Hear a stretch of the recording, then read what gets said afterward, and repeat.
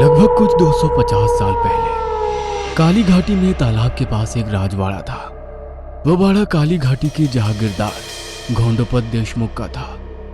देशमुख के पास बेशुमार दौलत थी। उसकी 2 बीवियां थी। पहली बीवी दिखने में तो बहुत सुंदर थी, लेकिन वो हमेशा मरे हुए बच्चों को जन्म देती थी। इस बात से देशमुख बहुत ही उदास था, इसीलिए उसने दूसरी शादी की, लेकिन उससे भी मरे हुए बच्चे पैदा होने लगे।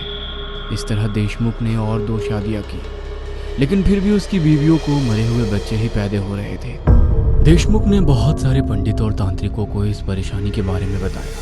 बहुत सारी पूजाएं और तंत्र मंत्र भी किए, लेकिन फिर भी कोई फायदा नहीं हुआ। उसकी बीवियों को मरे हुए बच्चे पैदा होते रहे। इतना तो तय था कि कोई उसकी बीवियों पर तंत्र कर रहा था, जिसके कारण उसे मरे हुए बच्चे पैदा हो रहे थे और उसका वंश आगे नहीं बढ़ पा रहा था। तभी काली घाटी में काशी से एक अघोरी आया। वो नौजवान अघोरी काली घाटी के शमशान में साधना करता था। देशमुख अपनी सभी बीवियों के साथ उस अघोरी के पास गया। उसने उसे अपनी समस्या बताई। अघोरी ने उसके सभी बीवियों के ऊपर भभूत उड़ाई और कुछ देर आंख बंद करके ध्यान करने लगा। कुछ देर बाद उसने अपनी आंख खोली और बोला, आपकी बीवियों के ऊपर तंत्र किया गया है, इसलिए उन्हें मरे हुए बच्चे पैदा हो रहे हैं। लेकिन कोई ऐसा क्यों करेगा? क्योंकि वो नहीं चाहती कि तुम्हारा वंश आगे बढ़े। इसका मतलब तंत्र किसी औरत ने किया है। लेकिन क्यों? और वो औरत कौन है? आपकी सौतेली माँ। यह सुनकर देशमुख को अपने कानों पर विश्वास ही नहीं हुआ, क्योंकि बचपन से उसे उसकी सौतेली माँ ने ही पाला था और वो उसे बहुत प्यार करती थी। देशमुख उस रात अपनी सौतेली माँ के पास गया। उसके कमरे की तलाशी ली गई। तब वहां पर बहुत सारा तंत्र का सामान दिखाई पड़ा और उसने सौतेली माँ से पूछा कि उसने ये सब क्यों किया। तब वो बोली, मैं बचपन से ही तुमसे नफरत करती थी, क्योंकि तुम मेरे सौतन के बेटे थे। तुम मेरे बेटे से ज्यादा काबिल थे, इसीलिए तुम्हें तुम्हारे बाप ने जहागीरदार बनाया और मेरा बेटा तेरी जी हुजूरी करता रहा। लेकिन फिर भी मैं चुप रही। लेकिन जब तुमने मेरे बेटे को डाकुओं के हाथों मरवाया तो मैं सहन न कर पाई। देशमुख के सौतेले भाई की हत्या जंगल के डाकुओं ने ही की थी। वह देशमुख के कहे मुताबिक उसका सौतेला भाई सिपाहियों की चांदी लेकर राजा को भेंट करने जा रहा था, लेकिन रास्ते में डाकुओं ने उसे लूट लिया और उसकी हत्या कर दी। सौतेली माँ का झूठा आरोप सुनकर देशमुख गुस्सा हो गया। मैंने तुम्हें अपनी सगी माँ समझा और तुमने मुझे उसका ये तोहफा दिया। मेरे सभी बच्चों के खून का पाप तुम्हारे सर के ऊपर है, इसीलिए मैं तुम्हें इसका उचित दंड दूंगा। तुमने जैसे तंत्र से मेरे बच्चे मारे, आज मैं भी तुम्हें तंत्र से ही मारूंगा। और उसके बाद देशमुख ने अघोरी से विनती की कि वो अपने तंत्र मंत्र से उस दुष्ट स्त्री को सजा दे। राजा के सौतेली माँ शकुंतला देवी को जंजीरों से जकड़ दिया गया। उसके बाद राजवाड़े के बगीचे में तालाब के पास अघोरी ने गड्ढा खुदवाने के लिए कहा और फिर एक संदूक में शकुंतला देवी को जिंदा बंद करके जमीन में दफनाया गया। शकुंतला देवी को कुछ भयानक तंत्र आते थे, जिसकी मदद से वो अपनी मौत के बाद अपनी आत्मा शरीर से बाहर निकालकर दूसरे किसी शरीर में प्रवेश कर सकती थी और जिसके बाद वो देशमुख से बदला ले सकती थी। इसीलिए अघोरी ने संदूक को मंत्रों से बंद कर दिया था। इस तरह से देशमुख ने उस कुविचारी स्त्री को उसके किए की सजा दी। चंदू अपने दोस्त वांडिया को ये बातें बता रहा था। लेकिन ये कहानी तू मुझे क्यों बता रहा है? इससे मेरा क्या फायदा? चंदू और वांडिया दोनों बेरोजगार थे और उन दोनों की घर की हालत कुछ ठीक नहीं थी, क्योंकि शकुंतला देवी के पास बहुत सारा खजाना था, जिसमें उसके कीमती हीरे जेवरात है। कुछ 5-6 किलो सोना तो वो अपने शरीर पर ही पहनती थी। क्या? 5-6 किलो सोना? 1 मिनट, क्या तुम शकुंतला देवी की कब्र खोदकर उसका सोना तो चुराना नहीं चाहते ना? पागल है क्या? 5-6 किलो सोना से मेरा क्या होगा? उसके पास एक कमरा भर सोना हीरे जेवरात है। उसके मरने के बाद उसकी हर एक वस्तु और खजाने को एक तहखाने के अंदर बंद कर दिया गया है, क्योंकि उस पर तंत्र का असर था। अघोरी ने कहा था कि जो भी उसकी वस्तु और खजाना छुएगा वो शापित हो जाएगा। यहाँ तक कि शकुंतला देवी का तंत्र इतना ताकतवर था कि देशमुख को वो राजवाड़ा छोड़ना पड़ा और उसके बाद वो राजवाड़ा भूकंप से टूट गया था। मैं तो बस किसी तरह शकुंतला देवी का खजाना पाना चाहता हूँ। ताकि मैं रातों रात करोड़पति बन सकूं। है लेकिन तुझे ये सब कैसे पता? और क्या तुम शकुंतला देवी के कब्र का और तहखाने का पता जानते हो? अरे पिछले हफ्ते मैं बियर बार के बाहर पियक्कड़ को लूटने खड़ा था, तब एक टकला आदमी हाथ में सूटकेस लिए बाहर से आया। वो नशे में टल्ली था। वो चलते हुए एक गली में घुसा। मैं उसका पीछा कर रहा था कि तभी एक तेज कार ने उसे टक्कर। उसमें वो आदमी मर गया, लेकिन मैं उसका सूटकेस उठा ले आया। मैंने सूटकेस तोड़ा और देखा कि उसमें उस आदमी की आइडेंटिटी थी। वो पुरातत्व विभाग में वैज्ञानिक था। उसमें मुझे कुछ कागजात मिले जिसमें ये सब बातें लिखी गई थी। उसमें रजवाड़े का नक्शा भी था, तहखाने का रास्ता और कब्र का रास्ता भी था। ऐसा है तो मुझे वो कागजात दिखाओ। मैंने वो कागजात जला दिए हैं ताकि कोई मुझे मारकर सोना ना लूट सके। कुछ भी मत फेंक साले। अरे मैं सच कह रहा हूँ, मैंने एक तांत्रिक से सब सिद्धि सीख ली है।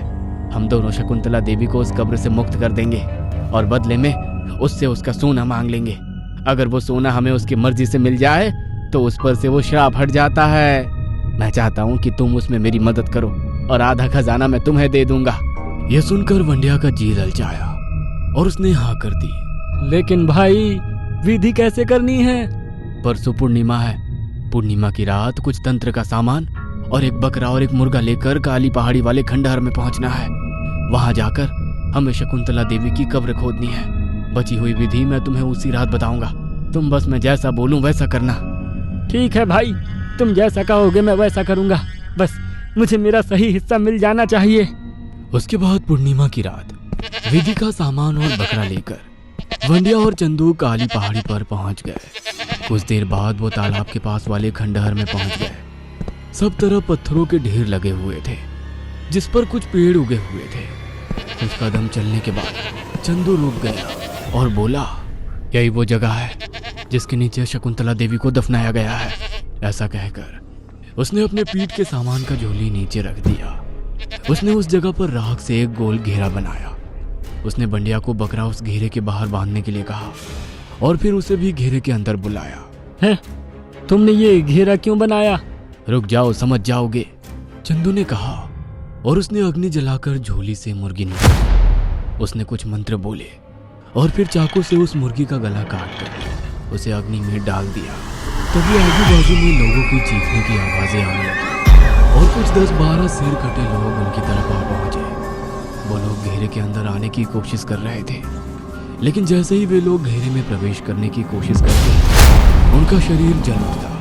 यह देख बंडिया घबरा गया, लेकिन चंदू बिल्कुल खामोश था। चंदू, ये लोग कौन है?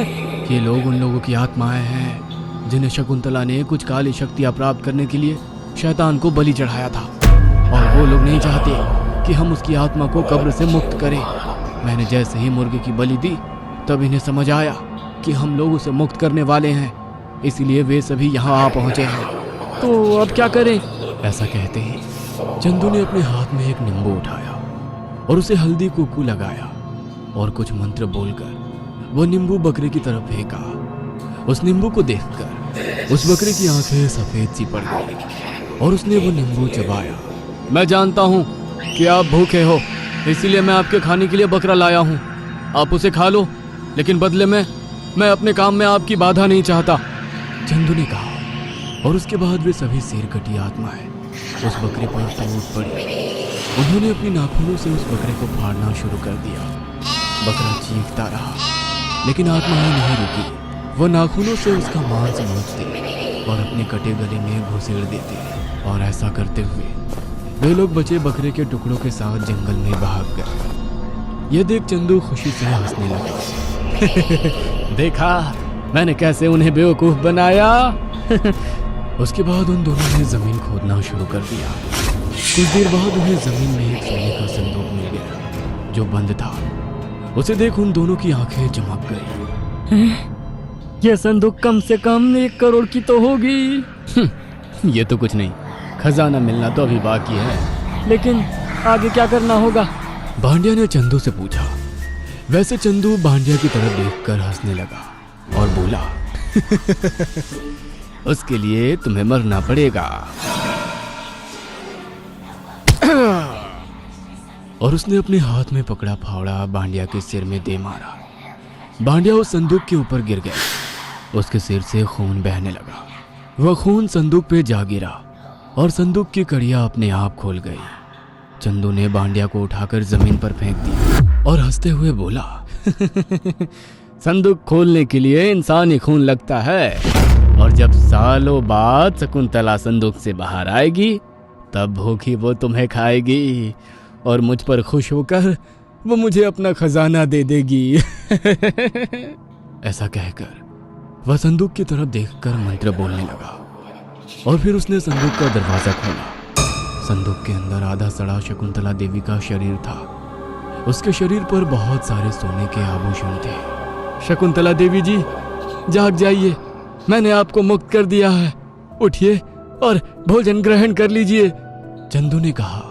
और फिर वो बांडिया की तरफ मुड़ा। बांडिया जमीन पर पड़ा था। जख्मी होने के कारण वो हिल नहीं पा रहा था। वो सोच रहा था कि चंदू ने उसके साथ ऐसा क्यों किया, जिस पर उसका इतना ज्यादा भरोसा था। उसने ही उसे धोखा दिया था। तुम सोच रहे होगे कि मैंने तुम्हारे साथ ऐसा क्यों किया, क्योंकि मैं चाहता तो किसी और आदमी का खून संदूक पे चढ़ाता और शकुंतला देवी को उसकी बलि चढ़ा देता। क्यों किया ऐसा? क्योंकि तुम्हारी बीवी सुलेखा और मेरा चल रहा है। ऐसा कहकर चंदू हंसने लगा। ये सुनकर बांडिया के होश उड़ गए। नहीं, ऐसा नहीं हो सकता, सुलेखा मुझसे बहुत ज्यादा प्यार करती है। अरे छोटे, वो तुझसे नहीं मुझसे प्यार करती है, इसीलिए तो वो मुझे हमेशा तुझे मारने के लिए कहती थी। चलो, आज उसकी ये इच्छा मैं पूरी करने वाला हूँ और फिर हम दोनों शादी कर लेंगे। और फिर चंदू हंसने लगा, लेकिन बांडिया की आंखों में आंसू आ गए थे। वो सुलेखा से बहुत ज्यादा प्यार करता था। उसने कभी सपने में भी नहीं सोचा था कि वो उसे मारना चाहती थी ताकि वो चंदू के साथ शादी कर सके। साथ ही में उसे गुस्सा भी आ रहा था। वो जीना चाहता था ताकि वो सुलेखा से उसने दिए हुए धोखे का बदला ले सके। गुस्सा मत कर बांडिया, तू अभी मरने वाला है। ऐसा कहकर वो हंसने लगा, लेकिन तभी बांडिया ने देखा कि शकुंतला देवी का आधा सड़ा शरीर संदूक से उठ चुका है और वो चंदू के पीछे खड़ी है। वह गुस्से में लग रही थी। बांडिया को अपनी मौत सामने दिख रही थी कि तभी शकुंतला देवी ने अपना जबड़ा खोला और चंदू के गर्दन को अपनी लकड़ी की तरह चबा डाला। चंदू चिल्लाता, लेकिन शकुंतला देवी उसके शरीर को चबा चबा कर खाने लगी। कुछ देर बाद उस जगह पर केवल चंदू की हड्डियां ही बची थी और बांडिया वहीं जमीन पर पड़े ये सब देख रहा था। उसे लग रहा था कि अगली बारी उसकी ही है, लेकिन वो खुश भी था क्योंकि धोखेबाज चंदू मर गया था। तभी शकुंतला देवी बांडिया के चेहरे के सामने आई और बोली, मुझे धोखेबाज इंसान पसंद नहीं। बोलो, तुम्हें क्या चाहिए? क्या तुम्हें मेरा खजाना चाहिए? लेकिन बांडिया कुछ भी नहीं बोल रहा था। मैं तुम्हारी कोई सी भी एक इच्छा पूरी कर दूंगी, लेकिन बदले में तुम्हें तुम्हारा शरीर मुझे कुछ वक्त के लिए देना होगा, क्योंकि देशमुख ने पुनर्जन्म लिया है और मैं उसका खून पीकर और मेरे बेटे की मौत का बदला लेना चाहती हूँ। बोलो, क्या तुम्हें मेरा खजाना चाहिए? बांडिया शकुंतला देवी को देखने लगा और गुस्से में चिल्लाया, मुझे बदला चाहिए, मैं अपनी बीबी का खून पीना चाहता हूँ। यह सुनकर शकुंतला देवी जोर जोर से हंसने लगी।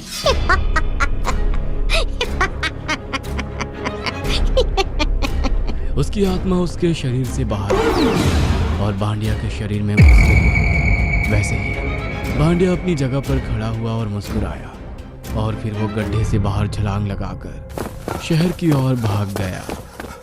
आधी रात का समय हो चुका था। सुलेखा बिस्तर पर लेटी हुई केवल करवटें बदल रही थी। उसकी आंखों से नींद कोसों दूर गायब थी। सुलेखा को आज सुबह से ही अजीब अजीब से ख्याल आ रहे थे। बाहर एक अजीब सा तूफान आया हुआ था। तेज और ठंडी हवा के झोंके दरवाजे पर बार बार टकराकर वापस लौट जा रहे थे।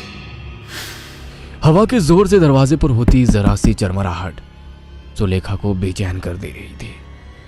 उसकी आंखें सुबह से ही दरवाजे पर लगातार टिकी हुई थी। शायद वो किसी के आने का बड़ा बेसब्री से इंतजार कर रही थी। वह बार बार दरवाजे को देखती और फिर दीवार पर लगी हुई घड़ी को। इसी उधेड़-बुन में सुलेखा बहुत गहरी सोच में डूब गई। सुलेखा को जरा सी नींद की झपकी आई ही थी कि तभी कोई दरवाजा जोर जोर से पीटने लगा। सुलेखा दौड़ती हुई दरवाजे के पास पहुंची। उसका दिल पता नहीं क्यों किसी अनहोनी आशंका से ना जाने क्यों धड़क रहा था। सुलेखा ने कांपते हुए हाथों से जैसे ही दरवाजे को खोला तो उसने देखा कि उसके सामने उसका पति बंडिया खड़ा हुआ उसे अजीब सी निगाहों से घूरे जा रहा था। बंडिया अक्सर देर रात में ही घर आता था और चुपचाप आकर सो जाता था, मगर पता नहीं आज क्यों बंडिया से सुलेखा को अजीब सा डर महसूस हो रहा था। वह कांपती हुई आवाज में बोली, मुझे ऐसे क्यों देख रहे हो? अचानक बंडिया के गले से किसी स्त्री का भरमाया हुआ स्वर आया। शायद मुझे देखकर तुम्हें खुशी नहीं हुई।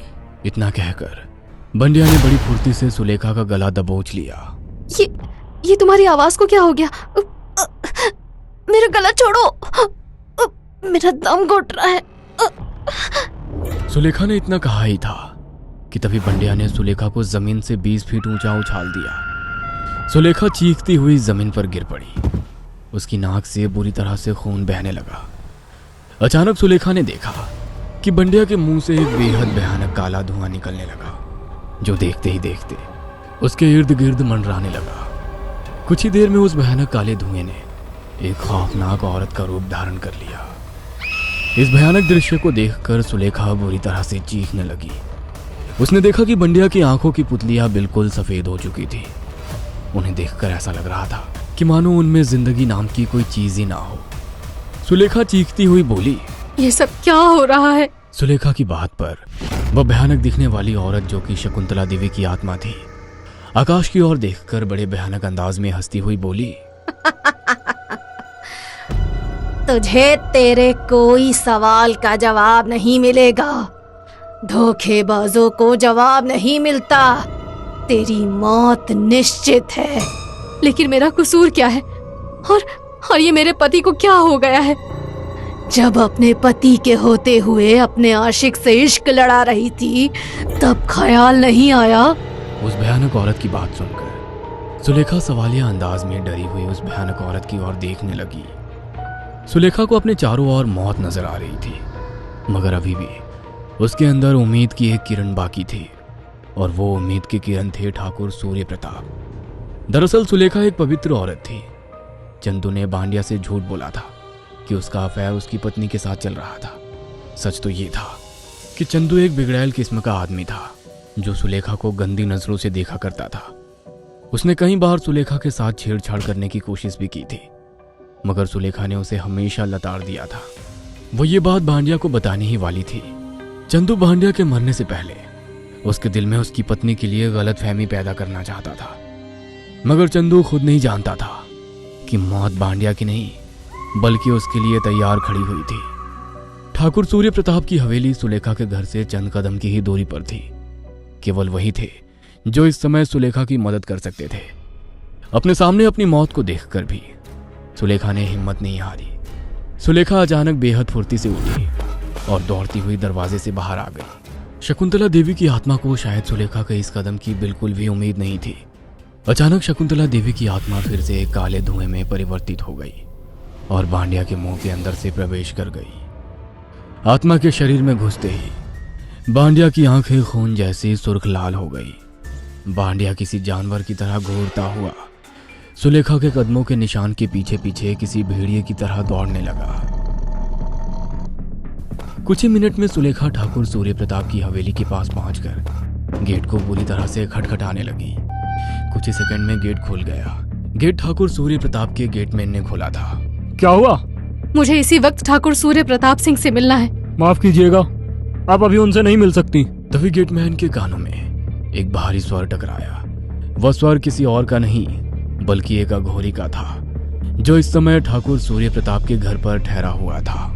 उसे अंदर आने दो और गेट को खुला रखो, और यहां से कुछ देर के लिए तुम चले जाओ, क्योंकि अब जो अंदर आने वाली है तुम उसका सामना नहीं कर सकते। कौन? काली शक्तियों की मालकिन शकुंतला देवी। इतना कहकर वह अघोरी सुलेखा को लेकर हवेली के अंदर चला गया। सुलेखा ने देखा कि कमरे में ठाकुर सूर्य प्रताप एक काले गोल घेरे के अंदर बैठा हुआ था। उसके आगे तंत्र मंत्र के सामान और कुछ मानव खोपड़ियां भी बिखरी हुई पड़ी थी। उस कमरे में एक अजीब सा अंधेरा फैला हुआ था और छत से सफेद प्रकाश की किरणें ठाकुर सूर्य प्रताप के चेहरे पर पड़ रही थी। ठाकुर सूर्य प्रताप की नजर जब सुलेखा पर पड़ी, वो अघोरी की ओर देखता हुआ बोला, ये कौन है बाबा? यह वही इंसान है जिसे शकुंतला देवी ढूंढते हुए यहाँ तक आएगी। अब यहाँ से जाने का समय आ गया है। लेकिन कहाँ बाबा? वहीं जहाँ से इस कहानी की शुरुआत हुई थी, काली घाटी के उस तालाब के पास। इतना कहकर वो अघोरी आंखें बंद करके तेज आवाज में मंत्र पढ़ने लगा। मंत्र पढ़ते पढ़ते अचानक अघोरी अजीब से अंदाज में बड़े भयानक तरह से नृत्य करने लगा।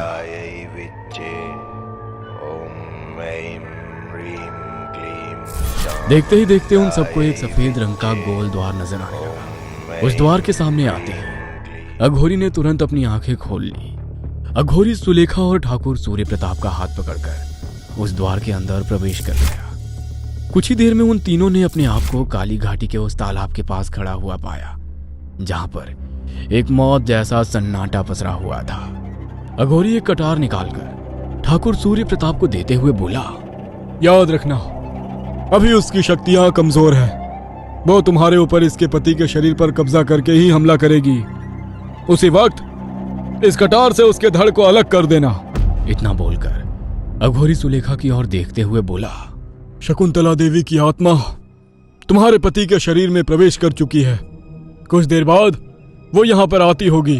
उधर बंडिया के शरीर के अंदर शकुंतला देवी की आत्मा ठाकुर सूर्य प्रताप की हवेली को खा जाने वाली आंखों से देख रही थी। वह किसी भेड़ियों की तरह हवेली के उस कक्ष में प्रवेश कर गई, जहां पर वो सफेद रंग का द्वार अभी भी बना हुआ था। शकुंतला देवी की आत्मा बंडिया के शरीर में चीखते हुए बोली, अच्छा तो ये बात है, तू कुछ भी कर ले देशमुख, आज तेरा अंत निश्चित है। इतना कहकर शकुंतला देवी की आत्मा बंडिया के शरीर के सहित उस सफेद द्वार के अंदर प्रवेश कर गई। अगले ही पल उसने स्वयं को काली घाटी के तालाब के पास पाया। बंडिया के मुंह से काला धुआं निकला और उस धुएं ने देखते ही देखते शकुंतला देवी का भयानक रूप धारण कर लिया और उस अघोरी को खा जाने वाली नजरों से देखती हुई बोली, तू अभी तक जीवित कैसे है? अघोरी वर्षों तक जीवित रहते हैं। काली शक्तियों की मालकिन शकुंतला देवी, मुझे पता था कि जिस दिन तेरी आत्मा आजाद होगी उस दिन तू देशमुख को पागलों की तरह ढूंढेगी। मुझे पता था कि देशमुख का पूर्ण जन्म ठाकुर सूर्य प्रताप है और तू इसके पीछे पीछे यहाँ तक आएगी। इसलिए मैंने ठाकुर को उसके पूर्ण जन्म की सारी बातें याद दिला दी। मैं देशमुख को ऐसी मौत मारूंगी कि यह अपने अगले पुनर्जन्म के नाम से भी कांप उठेगा। इतना कहकर शकुंतला देवी बड़ी फुर्ती से काले धुएं में परिवर्तित होकर बांडिया के मुंह के अंदर घुस गई। बांडिया की आंखें फिर से खून जैसी लाल हो गई। उसके हाथ के नाखून किसी भेड़िए के पंजे में परिवर्तित हो गए। वो भेड़िए की भांति दौड़ता हुआ ठाकुर सूर्य प्रताप की ओर झपटा कि तभी ठाकुर सूर्य प्रताप ने अपने हाथ में पकड़ी उस कटार से बेहद फुर्ती से बांडिया का सर उसके धड़ से अलग कर दिया। एक दर्दनाक चीख सन्नाटे को चीर गई। अघोरी ने बांडिया के धड़ और उसके सर को तुरंत उस तालाब के अंदर फेंक दिया। तालाब के अंदर गिरते ही तालाब में एक भूचाल सा आ गया और शकुंतला देवी की काली परछाई अपनी भयावह शक्ल में तालाब के ऊपर मंडराने लगी। वो काली परछाई एक दर्दनाक चीख फिजा के साथ गायब हो गई। सब कुछ शांत हो गया। अघोरी सुलेखा की ओर देखकर बोला, अपने पति की मौत का अफसोस मत करना। वो एक लालची और शक करने वाला इंसान था। शकुंतला देवी की आत्मा नरक में जा चुकी थी। अगर आपको हमारी ये कहानी पसंद आई हो तो इसे लाइक और शेयर करना ना भूलें। साथ ही ऐसी और नई कहानियों के अपडेट्स पाने के लिए हमारे चैनल अक्षु टीवी को जरूर सब्सक्राइब करें।